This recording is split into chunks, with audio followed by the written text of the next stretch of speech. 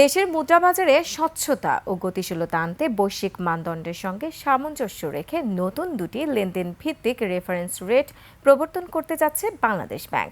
সোমবার কেন্দ্রীয় ব্যাংক কার্যালয়ে এক সংবাদ সম্মেলনে এ তথ্য জানানো হয়। আগামী বুধবার থেকে আনুষ্ঠানিকভাবে কেন্দ্রীয় ব্যাংকের ওয়েবসাইটে এই নতুন রেটগুলো প্রকাশিত হবে। এর ফলে দীর্ঘদিনের অফার ভিত্তিক ব্যবস্থা থেকে বেরিয়ে প্রকৃত লেনদেন ভিত্তিক আধুনিক যুগে প্রবেশ করছে দেশের আর্থিক খাত। বিস্তারিত সঞ্জয় অধিকারী রিপোর্টে। বর্তমানে দেশে ব্যাংকগুলোর দেওয়া তথ্যের ওপর ভিত্তি করে ডিবোর বা Dhaka inter bank offer rate প্রচলিত আছে, কিন্তু অধিকাংশ ব্যাংক নিয়মিত তথ্য প্রদান না করায় বাজারের প্রকৃত চিত্র ফুটে ওঠে না। এই সীমাবদ্ধতা দূর করতেই নতুন রেট চালুর উদ্যোগ।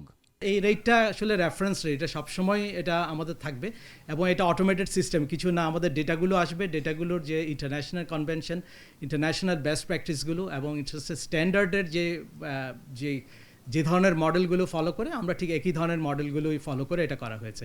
বাংলাদেশ ব্যাংকের এফএমআই ও ইডিএস মানি প্ল্যাটফর্মে প্রতিদিন যেসব প্রকৃত লেনদেন হবে সেই ডেটা ব্যবহার করে স্বয়ংক্রিয়ভাবে রেট হিসাব করা হবে।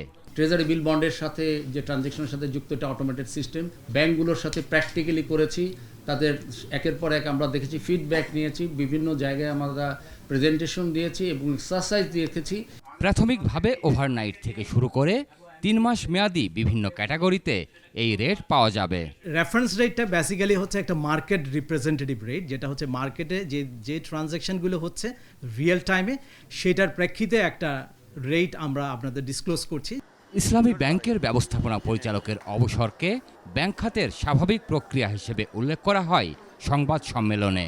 ব্যাংকের কিভাবে একটা এমডির নিয়োগ হবে এবং এমডির টেনিওরটা কী হবে, উনি কিভাবে ছুটিতে গমন করেন, প্রত্যেকটা কিন্তু আমরা একটা আইন এবং বাংলাদেশ ব্যাংকের রেগুলেশনের মাধ্যমে পরিচালিত হয়। সঞ্জয় অধিকারী, 21 টেলিভিশন, ঢাকা।